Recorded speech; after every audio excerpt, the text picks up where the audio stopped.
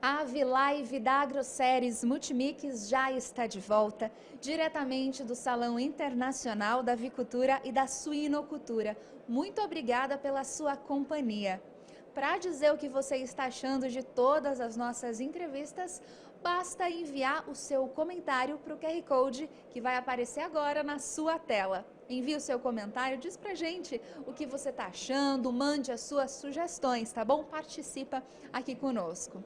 Agora eu quero falar com um convidado muito especial, o José Eduardo dos Santos, ele que vem aqui para o nosso estúdio para falar sobre as perspectivas, as oportunidades e também os desafios da avicultura gaúcha. Vou apresentá-lo para vocês. Ele é especialista e graduado em gestão de projetos e também presidente da Organização Avícola do Rio Grande do Sul, além de ser delegado da IEC no Brasil e coordenador dos programas Ovos Rio Grande do Sul e certificadora Ovos Plus Quality. O Rio Grande do Sul, para você saber, hoje produz 13% da carne de frango produzida em todo o país, colocando-se como o terceiro maior produtor do Brasil. O estado também é o quinto maior produtor de ovos, responsável por quase 6% do alojamento de pintainhas no país. Seja muito bem-vindo ao nosso estúdio, José Eduardo.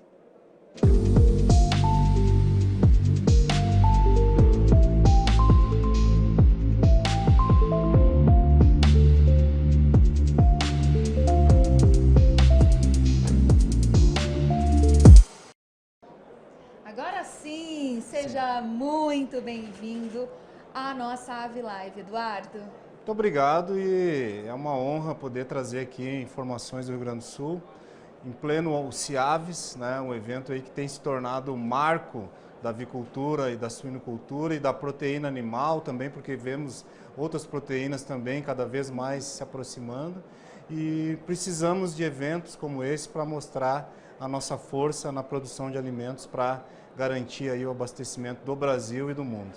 Eduardo, antes da gente entender um pouco do panorama da avicultura gaúcha, né? Eu quero saber de você o seguinte, você andou aqui pela feira, o que é que achou? Se surpreendeu? Olha, como eu disse, né, a gente vem num quase pós-pandemia, nós ficamos um bom tempo sem participar de alguns eventos e passando pelos corredores da feira gera uma emoção, porque a gente está vendo as pessoas aqui emocionadas, as pessoas com vontade de fazer negócios, com vontade de conhecer as novidades, com vontade de conhecer os expositores, seus produtos, máquinas, equipamentos, serviços, né? É uma euforia que a gente não via há muito tempo aqui para o Brasil em relação aos setores de proteína. E me traz mais alegria ainda o público estrangeiro que vem aqui prestigiar, que venham aqui buscar informações, que venham prospectar, né, negócios aqui com as nossas indústrias, cooperativas e produtores. Estamos na vitrine do mundo como um dos principais fornecedores de alimentos. Né? Não paramos durante a pandemia, assumimos uma responsabilidade de continuar produzindo. E hoje aqui isso coroa todo esse movimento que a avicultura e suinocultura lideram, né, pela liderança da BPA, né, e nós então estamos nos apresentando para continuar abastecendo não só o Brasil, mas como o mundo. Eduardo, quando a gente fala da avicultura brasileira, o sul do Brasil é referência, principalmente o estado também do Rio Grande do Sul. No primeiro semestre desse ano, o Rio Grande do Sul exportou 8% mais carne de frango e 70% mais ovos. É um número muito bom. E quais são as expectativas agora para esse segundo semestre de 2022?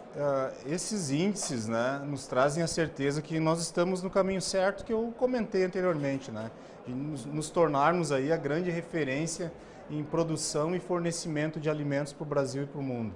Esse crescimento no primeiro semestre, ele também traz, né, um cenário que nós vamos começar a viver cada vez mais daqui para frente, que é garantir o abastecimento de alimentos em pleno acontecimento de crises, como está acontecendo na União Europeia, Rússia, Ucrânia, que também reflete em embargos, em situações, em restrições econômicas, A influenza aviária também que nos preocupa e tem se alastrado países afora, o próprio Estados Unidos teve casos recentes, né, Europa, Ásia, e o Brasil não mantém o seu status, mantém a sua responsabilidade com a biosseguridade. Então isso, tudo que está acontecendo é que nós estamos sendo o alvo para ser o grande potencial, né, potencial fornecedor de proteína animal para o Brasil e para o mundo.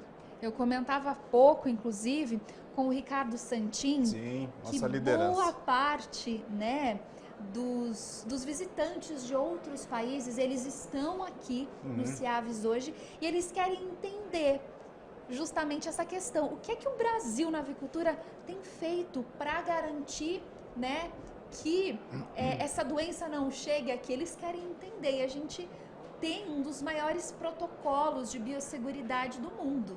Justamente, né? Nós como instituição, né? Nós que temos que transitar em meio a governos, em meio, né, a projetos em outros países em relação ao desenvolvimento, né, de setores como a avicultura, enfrentando, né, a influenza aviária, né? Nós que ajudamos, né, o serviço oficial a levar a orientação, a necessidade de cumprir os procedimentos de biosseguridade nas granjas, né, temos a plena convicção que se nós estamos hoje com o nosso status livre de influenza aviária, é pela responsabilidade compartilhada. Não adiantaria só o produtor, não adiantaria só a indústria, não adiantaria só o serviço oficial fazer sua parte, que não teríamos esse sucesso que nós temos, né, na prevenção e no status sanitário. Um trabalho compartilhado. Nós, no Rio Grande do Sul, recebemos recentemente uma missão dos Estados Unidos, pela primeira vez na história, Estados Unidos, um dos principais concorrentes do Brasil, né, em matéria de carne de frango, né, veio vistoriar agora, né, tanto o serviço oficial do Estado e da União, como veio também auditar a nossa instituição, pela primeira vez. Eu fiz uma apresentação para os auditores, mostrando todo o nosso sistema de trabalho, de gestão, de comunicação, campanhas de orientação ao produtor que nós fizemos periodicamente, né, e toda a nossa estrutura e os órgãos que nós participamos a nível regional, nacional e internacional, né, e saíram bastante satisfeitos com o que viram aqui. Então tudo isso ajuda também a levar essa informação de como nós estamos hoje, né, mantendo o nosso estado sanitário. É um serviço compartilhado, principalmente essa questão toda de compartilhar com todos os elos da cadeia a responsabilidade. Esse é o grande segredo. E cumprir as normas. Com certeza, Eduardo. E justamente você representa o Brasil na International EDG Commission e vem divulgando para o Brasil, né, o Plano Vision 365, que pretende ampliar o consumo per capita de ovos para 365 unidades até 2030. Conta um pouquinho para nós como que funciona essa iniciativa, a importância desse trabalho, né, que está sendo muito forte e realizado por vocês. Justamente, nós temos uma organização mundial, né, que se chama International Egg Commission, ou a World Egg Organization, né, que é uma organização com sede em Londres, né, e congrega em torno de 60 países no mundo, né, com lideranças na produção e indústria de ovos, né, como com as lideranças, né, de equipamentos, serviços, tecnologias, né, e essa organização faz um trabalho permanente, né, em relação a incentivar o consumo de ovos, valorizar, né, e também faz um trabalho técnico e de assessoramento, de orientação para as questões técnicas do setor, como a prevenção, né, como os cuidados com o meio ambiente, como a sustentabilidade como um todo, né, e nós, de uns tempos para cá, recebemos a visita de alguns representantes dessa organização lá no estado do Rio Grande do Sul.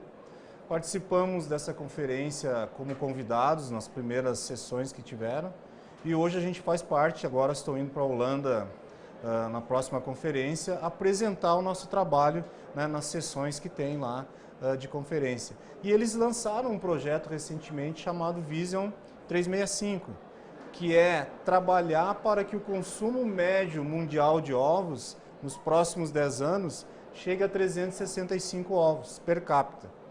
É possível? É possível. Nós temos hoje no México, por exemplo, é um país que consome em média 400 ovos por ano, por habitante ano.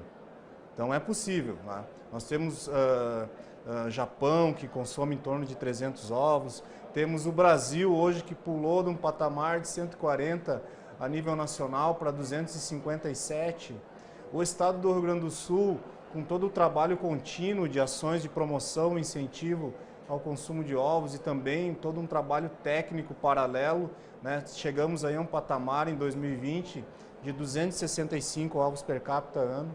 Então tudo isso, né, faz parte desse projeto 365, que a Organização Mundial da Indústria e Produção de Ovos está colocando para os seus países signatários, seus países membros, né, justamente um movimento uniforme, né, para que todos juntos, com mensagens, né, estruturadas, com mensagens verdadeiras, com mensagens, né, do valor nutricional e que a atividade é uma atividade sustentável, a gente consiga, né, chegar nesses patamares aí, porque é uma proteína versátil.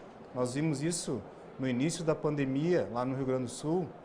Nas 3 primeiras semanas, deu um pânico nos supermercados, que as pessoas achavam que ia faltar alimentos. Sabe o que elas foram buscar? Ovos.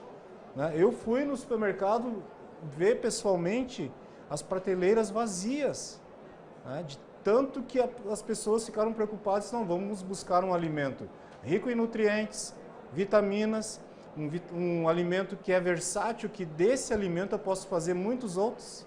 Pão, massa, biscoitos, uma infinidade.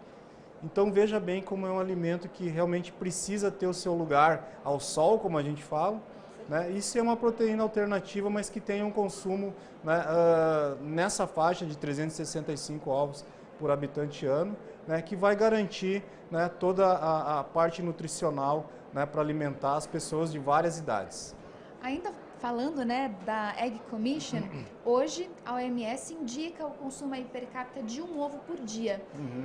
Muitos mitos já foram, não estão mais à tona com relação ao colesterol, porque um ovo é muito pouco ainda, quando a gente for considerar, né, para os atletas e tudo mais. Eu mesma consumo aí pelo menos uns 4, 5 por dia. Existe espaço para que de repente a OMS reveja isso e tudo mais? A gente acredita sim que quando a OMS faz uma recomendação dessa, ela tem uma análise mais abrangente, né? Porque a gente sabe que todo alimento em excesso ele faz mal.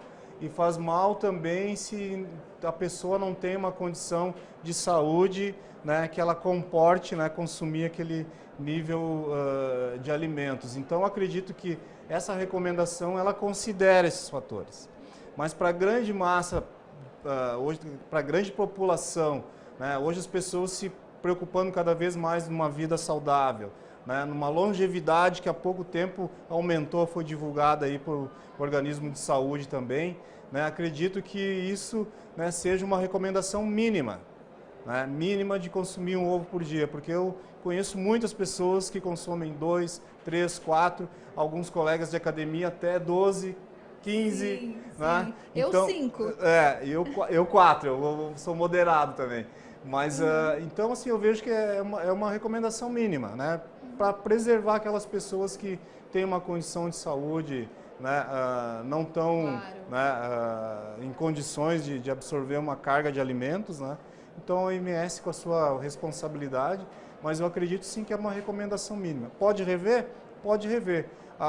O Instituto Americano de Cardiologia, né, voltou atrás. É um exemplo. Há uns 3, 4 anos atrás, acredito, máximo 5, né, ele condenava o ovo, seria o ovo o vilão do colesterol. E voltou atrás, saiu em tudo que é mídia, né, revendo através de pesquisas. Tivemos ali pesquisas da Universidade de Harvard, pesquisas de Universidade dos Estados Unidos, pesquisas daqui de São Paulo, que provaram que não era o ovo o vilão do colesterol, mas sim a gordura saturada, né, outros tipos de alimentação, o mau hábito de alimentação, e aí absolveu o ovo, saiu na capa da Veja, da Isto É, né, e as pessoas começaram, opa, e agora? Teve até um colunista famoso lá em Porto Alegre que botou um artigo no Luiz Fernando Veríssimo, se eu não me engano, no jornal. E agora quem vai me indenizar os ovos que eu deixei de comer esse tempo todo? Então a gente vê que os mitos foram derrubados. Lá atrás poderia ter sido um lobby de algum outro concorrente do alimento que plantou essa informação, e você da comunicação sabe que às vezes a informação, né, ruim, que gera uma polêmica, ela se espalha, né, se prolifera, né, e se distorce. E agora então a gente está conseguindo reverter, fizemos um trabalho muito forte pela entidade, pela associação, com nutricionistas, com cardiologistas, né, com médicos, né, levando a informação permanente destas pesquisas, né. O próprio Instituto Ovos Brasil aqui também fez esse trabalho, a própria BPA, né, e hoje nós estamos num patamar considerável de consumo, né, porque se desmistificou, né, que o ovo desculpa, era o grande vilão do colesterol. Que legal, Eduardo. E para a gente finalizar, tem uma pergunta também muito importante que vai complementar tudo isso que nós falamos durante a entrevista, né? O estado do Rio Grande do Sul recebeu uma missão nos Estados Unidos para conhecer o sistema de vigilância da avicultura gaúcha. Quais as expectativas do setor com esse intercâmbio? Que desafio, né? Eu até me antecipei um pouco, porque realmente é um fato histórico, né? Como eu citei mesmo, nós não tínhamos ainda o registro de uma missão dos Estados Unidos, né? E isso nos dá a certeza de que, né, cada vez mais a nossa responsabilidade de produzir dentro dos padrões de qualidade, né, que hoje foi até tema do painel dos CEOs aqui no CIABS, né? Produzir com qualidade, que é o que vai impulsionar o nosso consumo, a nossa demanda de mercado. Claro que tem as outras obrigações do setor, deveres e responsabilidades, né? Mas quando nós recebemos essa missão, que inclusive, além de auditar os órgãos oficiais, né, de governo do estado, governo federal, auditou a nossa instituição, querendo conhecer como é o trabalho da instituição, para ao mesmo tempo ver qual é a resposta, né, das indústrias e produtores com a legislação vigente, com os cuidados, com a prevenção, com a biosseguridade, né? Porque se não tem uma organização que representa uma instituição, uma associação que representa os setores, né, as atitudes elas se tornam independentes, né, e se visa muito as questões de mercado, né, e não se tem uma organização. Nós então fomos auditados, mostramos todo o nosso sistema de trabalho com os associados, indústrias de frango de corte, produtores de ovos, companhias de desenvolvimento genético e todo o nosso sistema de comunicação, né, com as comissões temáticas que nós temos, né, com os movimentos que nós temos, com as campanhas que nós temos, tanto para promover os nossos produtos, nós temos campanhas periódicas em redes sociais, na mídia tradicional e também campanhas de orientação técnica direcionadas para o nosso produtor, para o nosso técnico, né, para manter os cuidados na produção. Então essa missão ouviu tudo isso, né, e saiu bem satisfeita com a apresentação que nós fizemos.